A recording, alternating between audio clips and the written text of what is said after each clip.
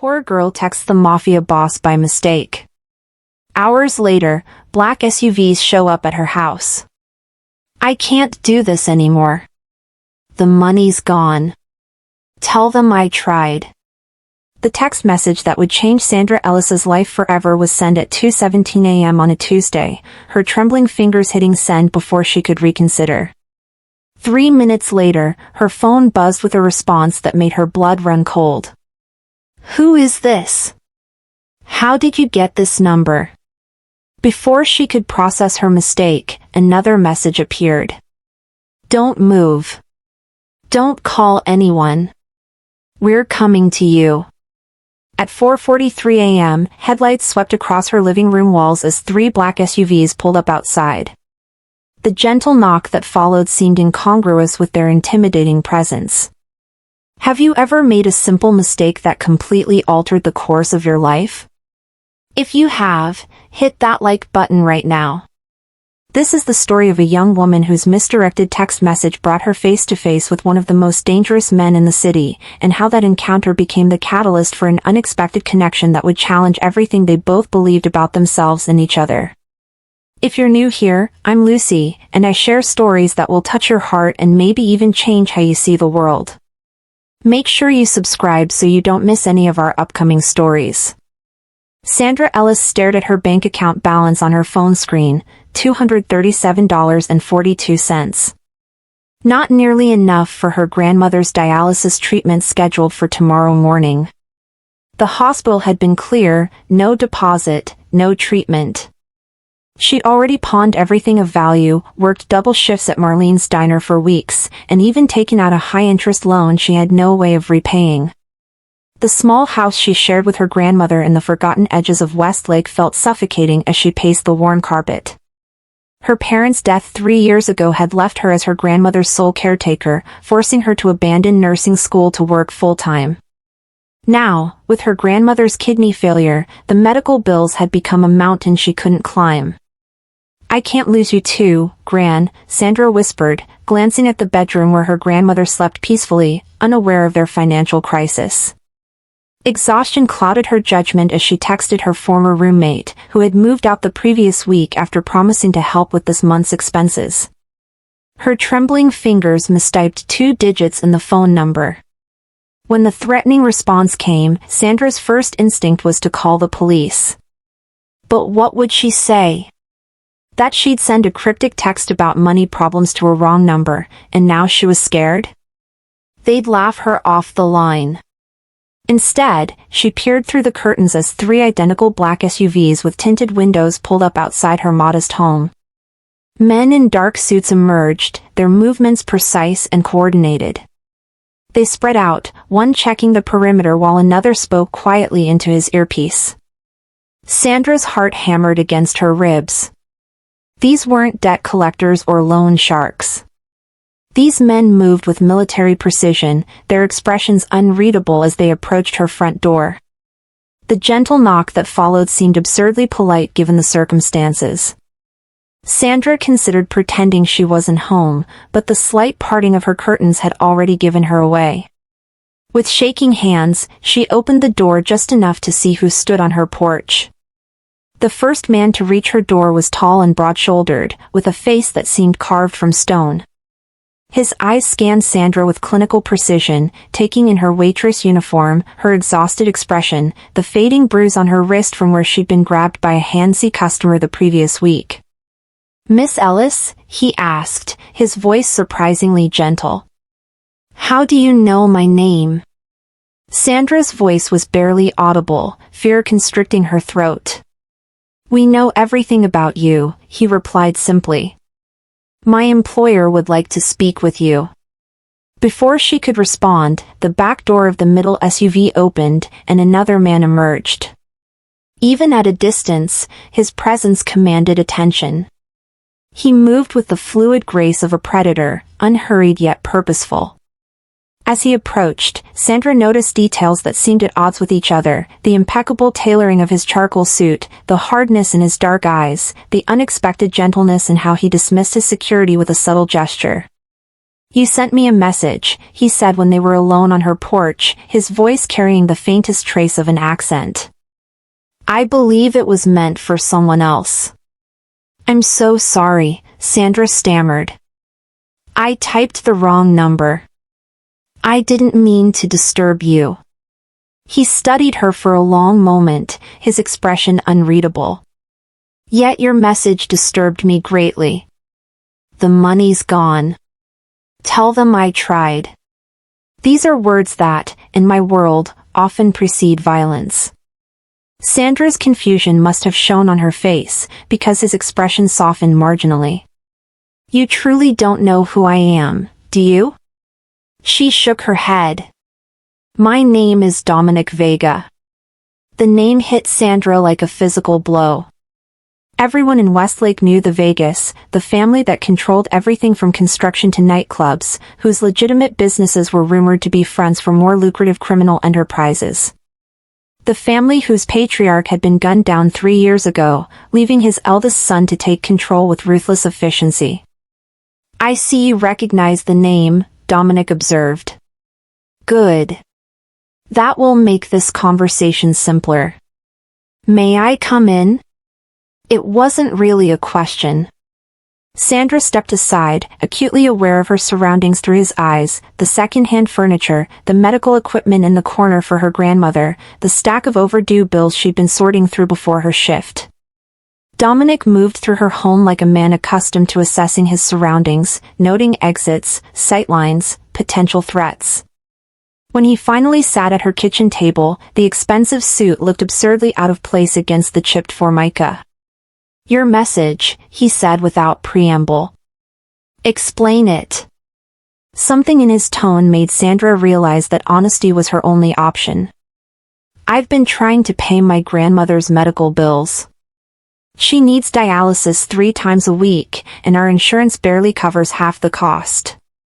I've been working double shifts, took out loans I can't repay.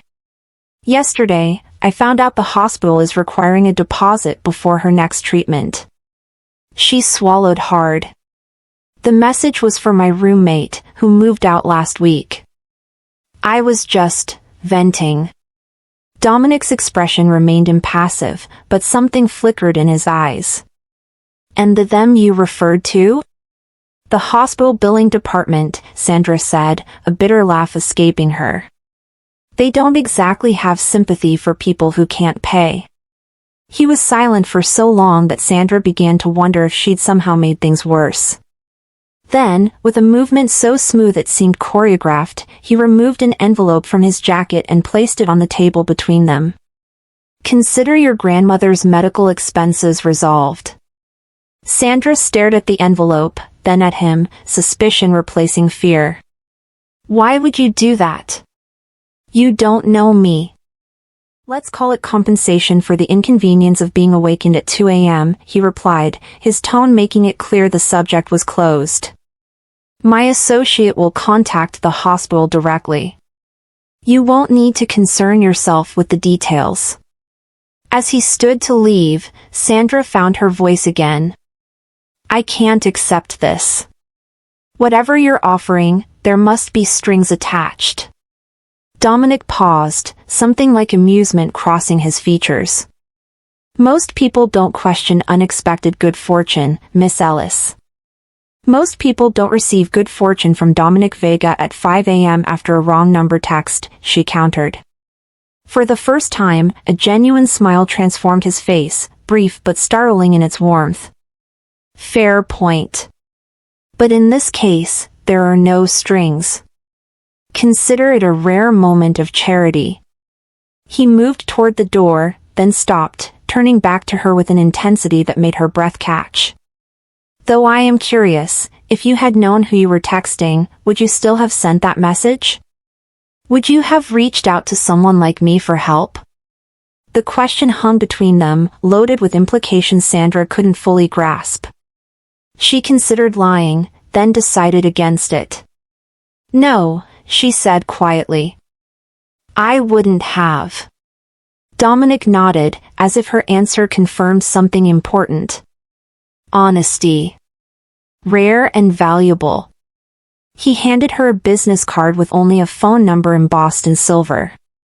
"If you change your mind about accepting my help, or if you find yourself in trouble again, use this number. It will reach me directly." Before she could respond, he was gone, leaving Sandra standing in her doorway watching the SUVs disappear into the early morning light, the envelope and card in her hand feeling impossibly heavy with potential and danger. 3 days later, Sandra was halfway through her shift at Marlene's diner when she noticed the black SUV parked across the street. It had been there for at least an hour, its tinted windows revealing nothing of whoever might be watching from inside.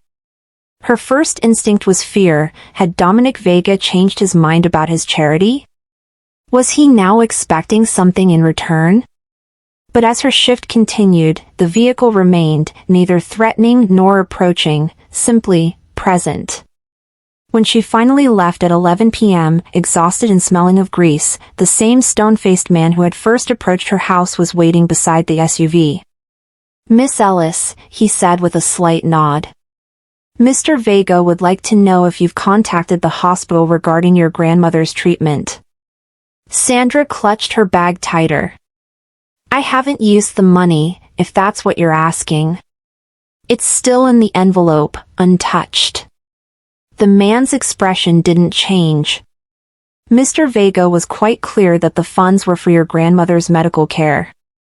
He would consider it a personal disappointment if pride prevented you from using them as intended. "Personal disappointment?" Sandra repeated, incredulous. "I don't even know him. Why would he care?" "Mr. Vega's reasons are his own," the man replied. "But he has instructed me to drive you home and wait while you make the necessary arrangements with the hospital. Tonight." The implied threat was clear, though Sandra couldn't understand the motivation behind it. Why would a man like Dominic Vega insist on helping her? What could he possibly gain? But her grandmother's next treatment was scheduled for tomorrow morning, and the hospital had been clear: no deposit, no dialysis. Whatever game Vega was playing, her grandmother's life wasn't a chip she was willing to sacrifice. "Fine," she conceded, sliding into the back seat of the SUV. "But tell your boss this doesn't make us even. I don't know what he wants from me, but I'm not for sale." The hint of a smile touched the man's otherwise impassive face. "I'll convey your message, Miss Ellis. Though I should mention, in the 3 years I've worked for Mr. Vega, you're the first person he's ever helped without expecting something in return. That makes you a rather unique case." The word stayed with Sandra as she made the call to the hospital's billing department, authorizing payment from the funds Dominic had provided. The amount in the envelope was exactly what she needed, not $1 more or less, which meant he had investigated her situation thoroughly before their meeting. The thought should have terrified her. Instead, she found herself increasingly curious about the man whose reputation inspired fear throughout the city, but who had looked at her bills on her kitchen table and decided, for reasons she couldn't fathom, to help. 2 weeks later, Sandra was leaving her grandmother's room at the dialysis center when she saw him. Dominic Vega was standing in the hospital corridor, engaged in what appeared to be a serious conversation with the chief administrator. Unlike their first meeting, he was dressed more casually today, dark jeans and a gray cashmere sweater that somehow made him look more approachable while no less commanding. He noticed her immediately, excusing himself from the conversation with practiced ease. "Miss Ellis," he greeted her, as if running into each other at the hospital was the most natural thing in the world. "How is your grandmother responding to treatment?"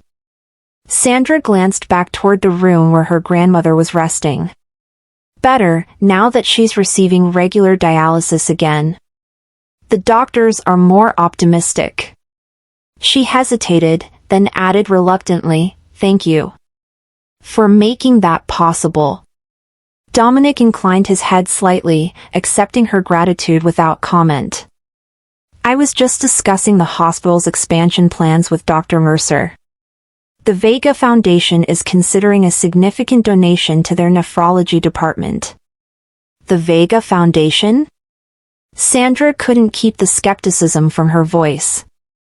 A hint of amusement touched his eyes. Even men like me engage in philanthropy, Miss Ellis. Though I admit, my interest in this particular department is recent. The implication was clear, and it unsettled Sandra more than any threat could have. Why are you doing this? First my grandmother's bills, now a donation to the department treating her? What do you want from me? Dominic considered her for a moment, his expression thoughtful. Walk with me, he said finally, gesturing toward the hospital garden. Against her better judgment, Sandra followed him outside, where late autumn sunlight filtered through nearly bare trees.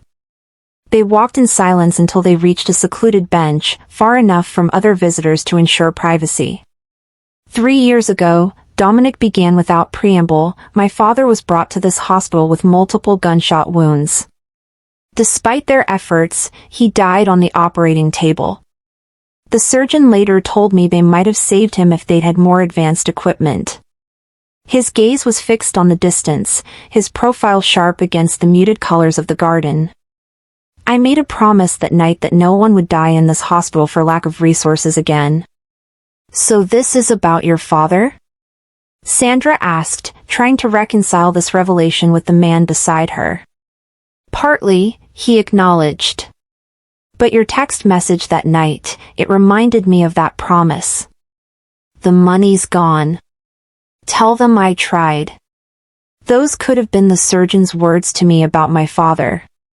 He turned to face her directly. Sometimes the universe has strange ways of reminding us of our obligations. Sandra studied him, seeing beyond the powerful exterior to something more complex. I still don't understand why you're involving yourself in my life specifically. There must be hundreds of patients here struggling with bills. There are, Dominic agreed. And the foundation helps many of them.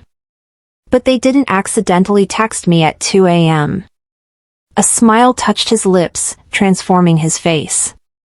Perhaps I'm simply curious about the kind of woman who would refuse help from someone like me on principle, even at great personal cost.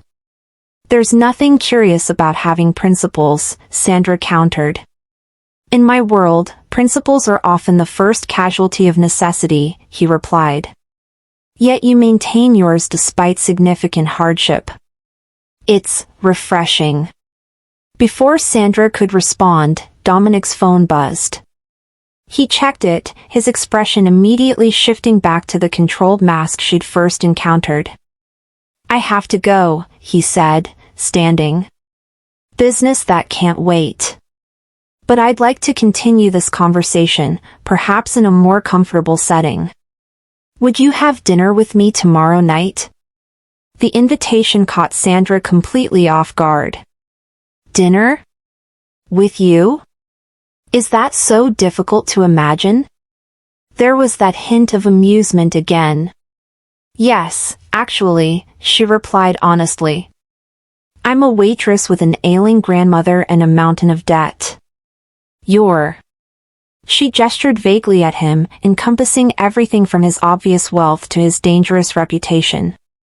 I'm a businessman who enjoys interesting company, Dominic said simply. And you, Sandra Ellis, are perhaps the most interesting person I've encountered in a very long time. The way he said her name sent an unexpected shiver through her. This was madness, dining with a man whose business dealings were whispered about in fearful tones, whose family name was synonymous with power and danger. Yet she found herself nodding. All right. Dinner. But somewhere public. A genuine smile spread across his face, transforming his features. I wouldn't have it any other way. My driver will pick you up at 7. As he walked away, Sandra wondered what she had just agreed to, and why, despite every rational thought screaming caution, she was looking forward to it. If you're wondering what you would do in Sandra's situation, drop a comment below. Would you accept dinner with someone like Dominic Vega?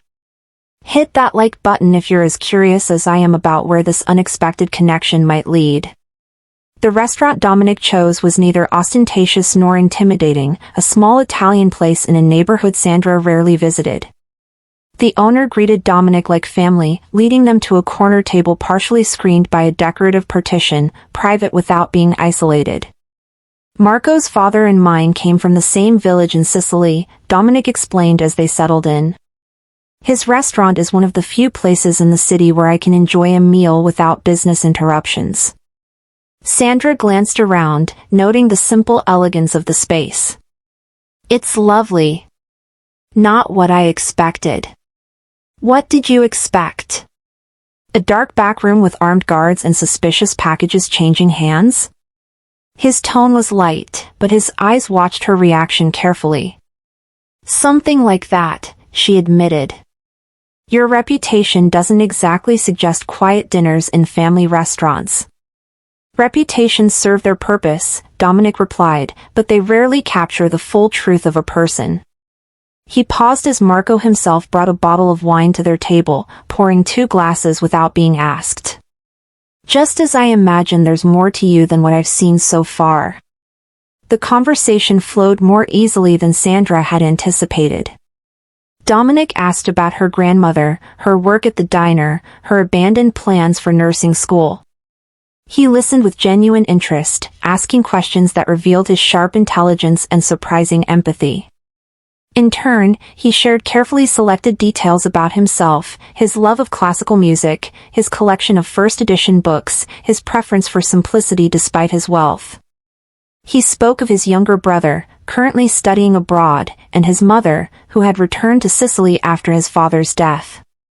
What he didn't discuss was his business, the source of his wealth, or anything that might confirm or deny the rumors about his family's criminal connections.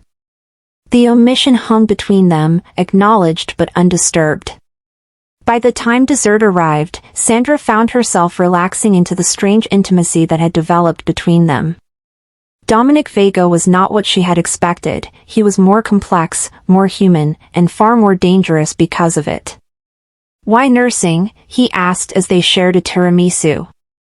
Of all the careers you could have pursued. Sandra considered the question, twirling her fork thoughtfully. My parents died in a car accident when I was 16. The nurses who cared for them in their final hours showed me more compassion than anyone else during that time. They couldn't save my parents, but they saved me, in a way. She met his gaze directly. I wanted to be that person for someone else. Dominic was silent for a moment, studying her with an intensity that should have made her uncomfortable but somehow didn't. And now? Do you still want that? Of course. But wants don't pay tuition or bills. They could, he said quietly. If you'd allow it. Sandra set down her fork. I'm not looking for a benefactor, Dominic. What are you looking for? The question caught her off guard with its directness. I don't know, she admitted. Not this. Not whatever this is. And what do you think this is? His voice had dropped lower, intimate in the quiet corner of the restaurant. I think this is you being intrigued by someone who doesn't fit into your world. I think once the novelty wears off, you'll move on to something else that catches your interest. Sandra met his gaze steadily. And I think getting involved with you in any capacity would be the definition of playing with fire. Instead of being offended, Dominic smiled, a genuine expression that transformed his face. All accurate observations. Yet here you are, having dinner with me anyway. Curiosity, Sandra said with a small shrug. And gratitude for my grandmother's care. Nothing more. Nothing more, he repeated, his tone making it clear he didn't believe her. Then allow me to satisfy your curiosity with honesty. Yes, I find you intriguing because you don't belong in my world. You represent something I rarely encounter, authenticity without agenda. And yes, I could help you return to nursing school with a single phone call. He leaned forward slightly. But that's not what I want from you. What do you want? Sandra asked, her voice barely above a whisper. Dominic held her gaze, the intensity in his dark eyes making her breath catch. I want to know what it feels like to be seen as a man, not a name or a threat or a resource to be exploited. Just once. The vulnerability in his admission stunned her. Before she could formulate a response, his phone buzzed. Checking it, his expression immediately hardened. I apologize, but I need to cut our evening short, he said, all traces of openness vanishing behind his controlled exterior. There's a situation that requires my attention. As if summoned by thought alone, his driver appeared at the entrance of the restaurant. Dominic stood, leaving several large bills on the table despite Marco's protests that the meal was for family. At Sandra's door, the evening's earlier intimacy seemed like a distant memory. Dominic was once again the controlled, powerful figure she had first encountered, his thoughts clearly elsewhere. Thank you for dinner, Sandra said, filling the awkward silence between them. Dominic refocused on her, something unreadable flickering in his eyes. The pleasure was mine. Perhaps we could do it again. Perhaps, she replied noncommittally, knowing it would be wiser to end whatever this was now, before it became something she couldn't control. As if reading her thoughts, Dominic stepped closer, his presence overwhelming in the confined space of her porch. You're right to be cautious, Sandra. My world is not a safe place for someone like you. But know this, for as long as you're in my orbit, no harm will come to you or your grandmother. That, I can promise. Before she could respond, he was gone, leaving Sandra with more questions than answers and the unsettling realization that, despite every rational thought, she wanted to see him again. What she didn't know was that across town, Dominic was walking into a warehouse where 3 of his men held a struggling figure bound to a chair, a rival who had made the mistake of moving product through Vega territory without permission. The same hands that had gently held a wine glass across from her would now deliver a very different kind of message. And the same man who had looked at her with such vulnerability would ensure that no one in the city's underworld would dare challenge his authority again. 2 worlds, impossibly separate, yet connected by a single text message sent to a wrong number in the desperate hours of early morning. 3 weeks passed without word from Dominic. Sandra told herself it was for the best, whatever brief fascination she had held for him had clearly run its course. She focused on her grandmother's improving health, picked up extra shifts at the diner, and tried not to think about dark eyes that seemed to see through her carefully constructed defenses. Then came the flowers, elegant arrangements delivered weekly to her grandmother's hospital room, never with a card but always on the day of her treatments. And the mysterious scholarship notification from the nursing program she'd abandoned, informing her that an anonymous donor had established a fund for which she was the sole qualifying candidate. Sandra knew who was behind both, just as she knew accepting the scholarship would cross a line she had drawn firmly in the sand. Yet the temptation was powerful, to return to the path she had been forced to abandon, to fulfill the promise she had made at her parents' funeral. She was still wrestling with the decision when violence erupted in the city. The news reported it clinically, a territory dispute between rival organizations had escalated, resulting in a warehouse fire, 3 deaths, and numerous injuries. The police were investigating, but witnesses were predictably silent. What the news didn't report was that Dominic Vega had been the target, or that he had narrowly escaped the ambush that claimed the lives of 2 of his most trusted lieutenants. These details Sandra learned from Marco when she impulsively visited his restaurant, driven by a concern she didn't want to examine too closely. He is alive, Marco told her quietly, his normally jovial face grave. But there are those who would use this moment of vulnerability to finish what was started. Why are you telling me this? Sandra asked, though she already knew the answer. Marco studied her with knowing eyes. Because in the 3 years since his father's death, you are the only person he has brought here who is not family or business. That makes you important, whether you wish to be or not. The implication was clear, she had been noticed, not just by Dominic, but by those who watched him. Her connection to him, however tenuous, had placed her in a dangerous position. That night, Sandra double-checked the locks on her doors and windows, drew the curtains tight, and tried to ignore the prickling sensation between her shoulder blades that made her feel watched. She had just finished checking on her sleeping grandmother when a soft knock at the back door made her freeze. Through the curtain, she could make out a familiar silhouette, broader than she remembered, one arm held at an awkward angle against his body. When she opened the door, Dominic nearly fell into her kitchen, his normally immaculate appearance disheveled, a dark stain spreading across his side where his hand pressed firmly. "I apologize for the intrusion," he said, his voice strained but still carrying that formal politeness that seemed so at odds with his current state.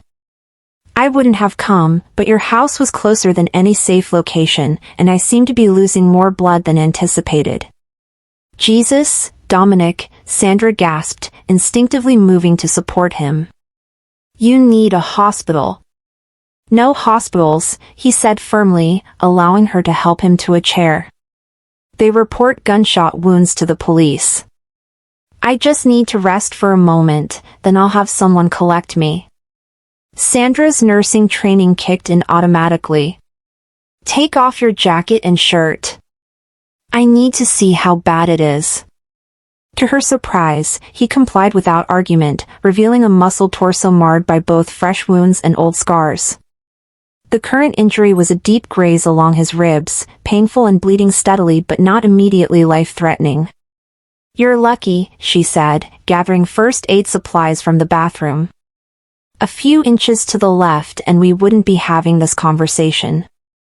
"Luck had nothing to do with it," Dominic replied, wincing as she began cleaning the wound. "I saw the shooter in time to move. My reflexes, however, aren't what they once were." Sandra worked in silence for a few minutes, her touch clinical despite the intimacy of the situation. "This needs stitches."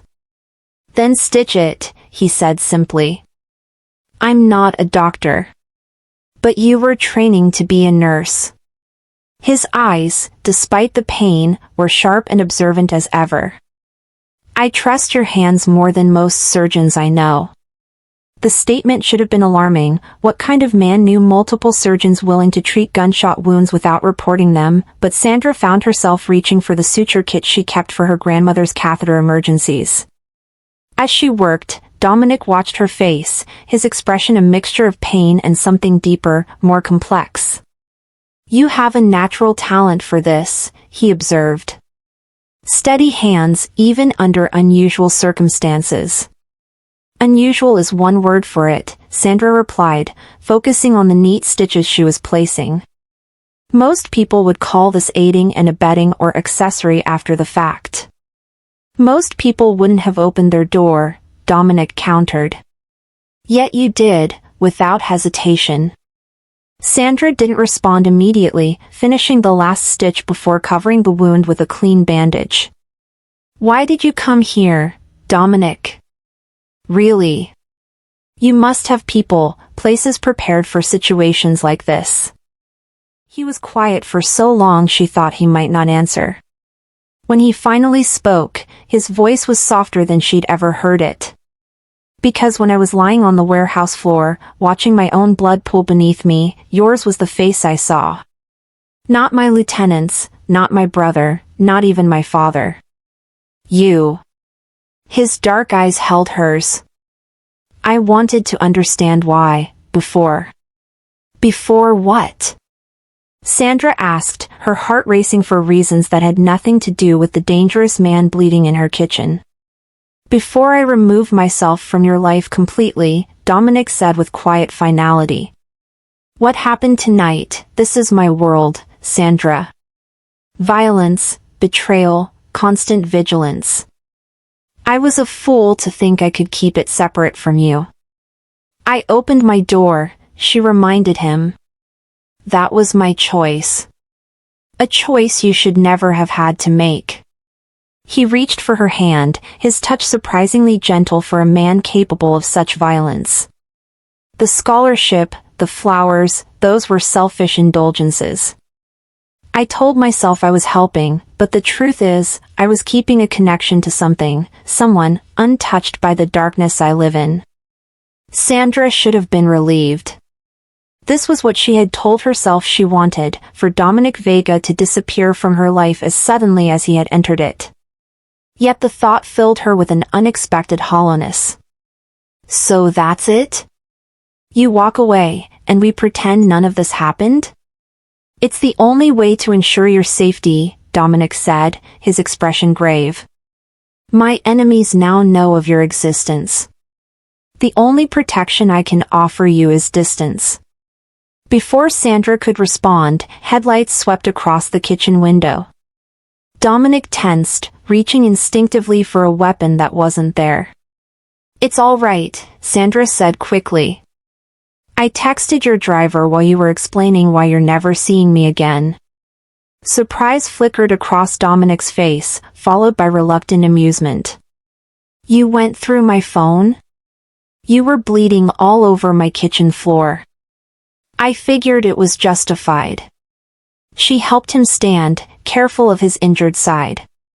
Besides, a man who investigates my grandmother's medical bills without permission doesn't get to complain about privacy violations. At the door, Dominic paused, studying her face as if committing it to memory. You deserve better than this, Sandra. Better than me. Probably, she agreed.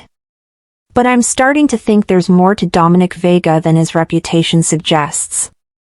And I've never been one to leave a mystery unsolved. Something flickered in his eyes, hope, perhaps, or warning.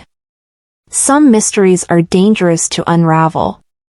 So I've heard, Sandra replied, holding his gaze steadily. I'm still here. As his driver helped him to the car, Dominic looked back once, his expression unreadable in the darkness.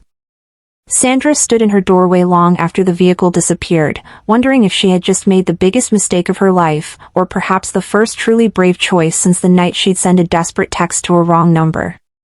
What she couldn't know was that across town, as Dominic was being tended to by his private physician, he was already putting plans in motion, not to distance himself from her as he had claimed, but to eliminate every threat that might reach her through him.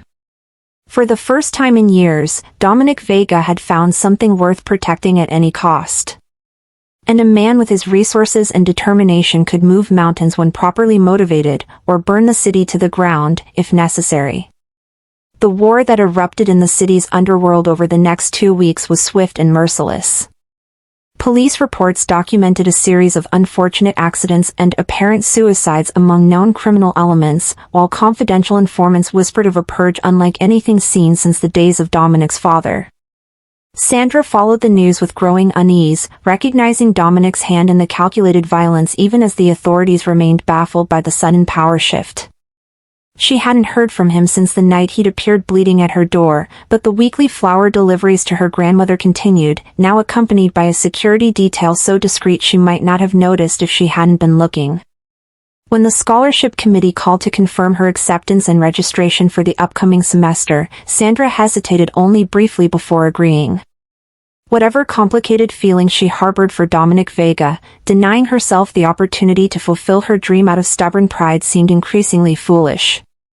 She was reviewing the course catalog at the diner during her break when a shadow fell across her table.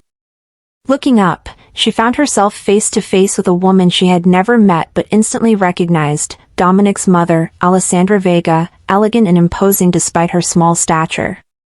Miss Ellis, the older woman said, her accent more pronounced than her son's. May I join you? Sandra gestured to the empty seat across from her, too surprised to do anything else.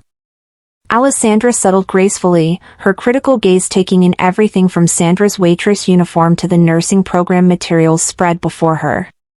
My son believes I am still in Sicily, she said without preamble. I returned when I heard about the attempt on his life. A mother's prerogative. I'm sure he'll be happy to see you, Sandra replied carefully, unsure where this conversation was heading. Alessandra's laugh was soft but without humor.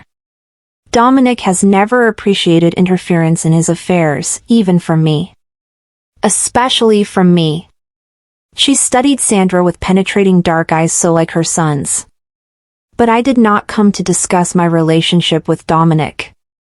I came to meet the woman who has caused such a dramatic shift in my son's behavior. I haven't caused anything, Sandra protested.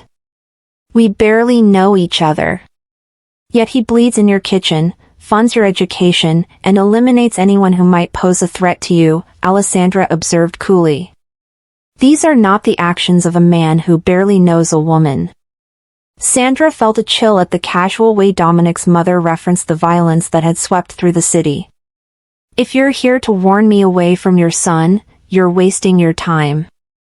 Dominic has already made it clear that our connection is over. Is that what he told you? Alessandra's expression was knowing. My son has many talents, but honesty with himself has never been among them. She reached into her elegant handbag, removing a small velvet box which she placed on the table between them. Do you know what this is? Sandra shook her head, eyeing the box warily. This belonged to my grandmother, and her grandmother before her. It has been passed down through the women of our family for generations. Alessandra opened the box, revealing an antique gold locket inlaid with tiny emeralds. Tradition dictates that the matriarch gives this to the woman who has captured the heart of the family's heir. Mrs. Vega, Sandra began, alarmed, I think you've misunderstood. I understand perfectly, Alessandra interrupted. Better than you, perhaps better than Dominic himself. My son has lived in darkness for so long he has forgotten what light looks like. Until you. She closed the box, but left it on the table. I am not giving this to you today. But I wanted you to see it, to understand what is at stake. What do you want from me? Sandra asked directly. Alessandra's expression softened slightly. I want you to decide, with clear eyes, whether you can accept my son, all of him, not just the parts that appeal to your compassion or intrigue your curiosity. Because if you cannot, the kindest thing would be to end this now, before he reshapes his entire world around you. The weight of the older woman's words settled heavily on Sandra's shoulders. I don't know if I can accept who he is, she admitted honestly. I don't know if I should. Few worthwhile things in life come with certainty, Alessandra replied, rising gracefully. But know this, in our family, love is never a gentle thing. It consumes, it transforms, it demands everything. If you are not prepared for that kind of devotion, walk away now. With that warning, she was gone, leaving Sandra staring at the empty seat across from her, the velvet box conspicuously absent. The message was clear, the heirloom would wait, as would Alessandra Vega, for Sandra to make a decision that would alter not just her life, but Dominic's as well. That evening, Sandra sat beside her grandmother's bed, watching the older woman sleep peacefully, her breathing stronger than it had been in months. The hospital bills were paid, the treatment secured, her future education arranged, all because of a misdirected text message and the dangerous man who had received it. What would you do, Gran? She whispered, though she knew her practical, straightforward grandmother would have been horrified at the very idea of involvement with someone like Dominic Vega. As if in answer to her unspoken thoughts, her phone buzzed with a text from an unknown number. The roof of St. Michael's Hospital. 10 p.m. Please. No signature, but Sandra didn't need one. Only Dominic would choose such a location, the hospital where his father had died, where her grandmother was being treated, where their paths had crossed beyond that first accidental connection. Against every rational thought, she found herself on that rooftop at the appointed time, the cool night air carrying the first hints of winter. Dominic stood near the edge, looking out over the city lights, his profile sharp against the darkness. He had recovered from his injuries, once again the powerful, controlled figure she had first encountered, though something in his posture suggested a new wariness. You met my mother today, he said without turning, sensing her presence. She's formidable, Sandra replied, moving to stand beside him. That's a diplomatic description. A hint of amusement colored his voice. What did she say to you? She showed me a family heirloom. Told me to make a decision with clear eyes. Dominic turned to her then, his expression a complex mixture of emotions. The locket. I should have known. He shook his head slightly. My mother has always had her own agenda. Which is ensuring the continuation of the Vega legacy, by whatever means necessary. His gaze was intense in the dim light. I apologize for her interference. Don't, Sandra said quietly. She made me think about things I've been avoiding. Important things. Dominic was silent for a moment, studying her face. The violence in the city these past weeks, he finally said. You know it was my doing. It wasn't a question, but Sandra nodded anyway. I assumed as much. What you may not know is why. He turned back to the city spread below them, lights glittering like fallen stars. Every person eliminated was connected to the attempt on my life, yes. But more importantly, each one had knowledge of my interest in you. Each represented a potential threat to your safety. The admission hung between them, its implications both terrifying and strangely moving. You said you were removing yourself from my life to protect me. I intended to, Dominic acknowledged. But found I couldn't bring myself to do it. So I eliminated the threats instead. The casual way he referenced multiple murders should have horrified her. Instead, Sandra found herself asking the question that had haunted her since their first meeting. Why me, Dominic? Of all the people in this city, why has a wrong number text message led to this? He was quiet for so long she thought he might not answer. When he finally spoke, his voice carried a vulnerability she had glimpsed only once before, during their dinner at Margot's. Because you saw me, he said simply. Not Dominic Vega, heir to a criminal empire. Not a resource to be used or a threat to be feared. You saw me as a man who might choose to help a stranger, who might have reasons beyond calculation for his actions. He turned to her, his expression open in a way she had never seen before. Do you know how rare that is in my world? To be seen as human? Sandra felt something shift inside her, a wall crumbling that she had carefully maintained since their first encounter. I see the man who pays my grandmother's medical bills and sends her flowers every week. I see the man who bleeds in my kitchen and trusts me to stitch him back together. I see someone who has lived in darkness for so long that even the smallest light seems blinding. She took a step closer to him. But I also see the violence, Dominic. The ruthlessness. The world you've built around yourself that runs on fear and power. Yes, he agreed, not attempting to justify or explain away these aspects of himself. All of that is true. The question is whether what you see is someone worth knowing, despite the darkness. Or perhaps because of how he reaches for the light. The honesty of his question deserved an equally honest answer. I don't know yet, Sandra admitted. But I think I want to find out. Something like hope flickered in Dominic's eyes, quickly tempered by caution. You should understand what that means, Sandra. There is no halfway with me. If you choose to be in my life, in any capacity, you become part of my world. Protected, valued above all else, but also bound by its rules and its dangers. And if I walk away? Then I ensure your grandmother's care continues, your education is secured, and you never see or hear from me again. His voice was steady, though something in his eyes suggested the cost of this promise. Your life returns to normal, as if we never met. Sandra considered his words carefully, knowing this was a crossroads from which there would be no return.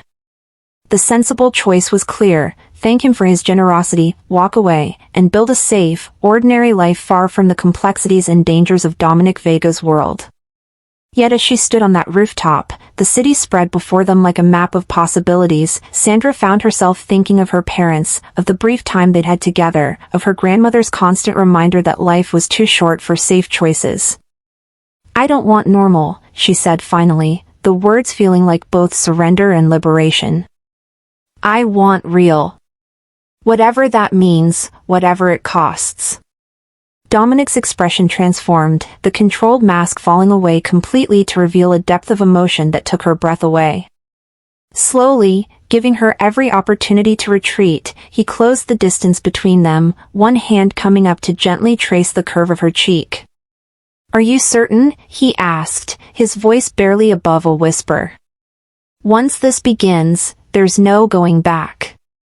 In answer, Sandra rose on her tiptoes, pressing her lips to his in a kiss that felt like stepping off the edge of a cliff, terrifying and exhilarating in equal measure. Dominic responded with carefully restrained passion, his arms encircling her as if she were something infinitely precious and dangerously fragile. When they finally parted, the city continued to pulse around them, unaware that something fundamental had shifted in its carefully balanced power structure. The most dangerous man in Westlake had found his greatest weakness and his greatest strength in the same person, a woman who had accidentally texted him in a moment of desperation, and in doing so, had irrevocably changed both their lives. "What happens now?" Sandra asked, still held securely in his embrace. Dominic smiled, a genuine expression that transformed his face from intimidating to breathtaking. "Now, we write our own story. One text message at a time." As they left the rooftop together, neither could have predicted the challenges that awaited them, the resistance from within Dominic's organization to his relationship with an outsider, the difficult balance Sandra would strike between her principles and her growing understanding of his world, the eventual confrontation with rivals who would see her as his greatest vulnerability. But in that moment, with the city spread before them and possibilities stretching into the future, one thing was certain: a simple mistake, a wrong number texted in the desperate hours of early morning, had become the first line of a story neither of them could have imagined. A story of unlikely connection, of light finding its way into darkness, of two people from different worlds discovering that sometimes, the most powerful transformations begin with the smallest accidents of fate. If this story touched your heart, please hit that like button and subscribe to Lucy Love Stories for more emotional journeys that remind us how life's biggest mistakes can sometimes lead to our greatest blessings. Share in the comments if you've ever had a moment where a simple mistake changed everything. Until next time, this is Lucy, reminding you that sometimes love finds us in the most unexpected ways.